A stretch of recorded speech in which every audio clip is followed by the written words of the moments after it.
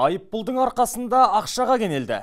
Таразда күні кеше ғана қосылған сергек камералары бір тәулікте 2 миллион теңге ақша тапқан. Бұл туралы Жамбыл облыстық полиция департамент сүйіншіледі. Ал ел бойынша айлық табысы ең аз аймақта тұрамыз деген бұқара бұған қатты ашулы. Данияр Әлімқұл тараптарды тыңдап қайтты. 200 метров. Вы в зоне действия радара.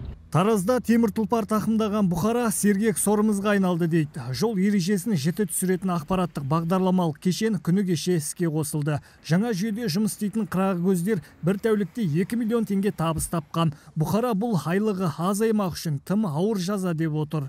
Сергектің бәрін әр бір остановка сайын қойып жатыр сергекті. Жамбылдың халқының айлығыны 60 мың алады. Мысалға, елдер 60 мың алады, 80 мың алады. Оны Астанадағы алып кеп қосып жатыр бәрін.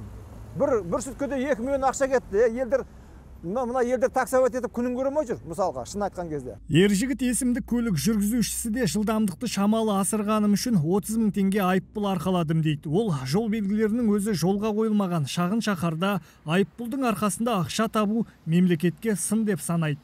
Бүгін күннің өзіне мен өзіме 15 МРП кеп тұр. Бірақ оны мен төлеуіме мысалға шамам жетпейді. Ол қар халқы ауыр, өте ауыр.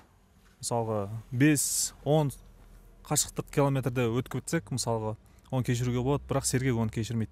Облыстық полиция департаменті Тараздағы 1250 камераның 48-і сергек деп отыр. Оларды орнатуға жол апатының жиілегені себеп болыпты. Былтыр аймақ жол көлік апаты бойынша елдегі үштікке кірген.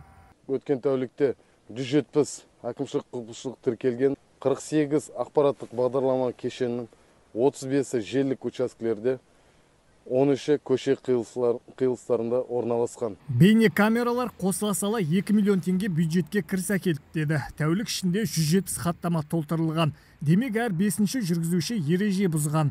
Полиция жүргізушінің қателігін қалт жібермей қадағалайтын кешен саны келесі жылы артпаса кемімейді деп отыр. Данияр Әлімқұл, Айбат, жаңалықтар қызметі. Жаңалықтарымызды Айбат YouTube каналымыздан көре аласыздар, сондай-ақ Facebook, Instagram және Telegram парақшаларымыздан оқи аласыздар. Еліміздегі ең маңызды ақпараттарды жіберіп алмас үшін бізге тіркеліп, пікір қалдырып және достарыңызбен бөлісіңіздер.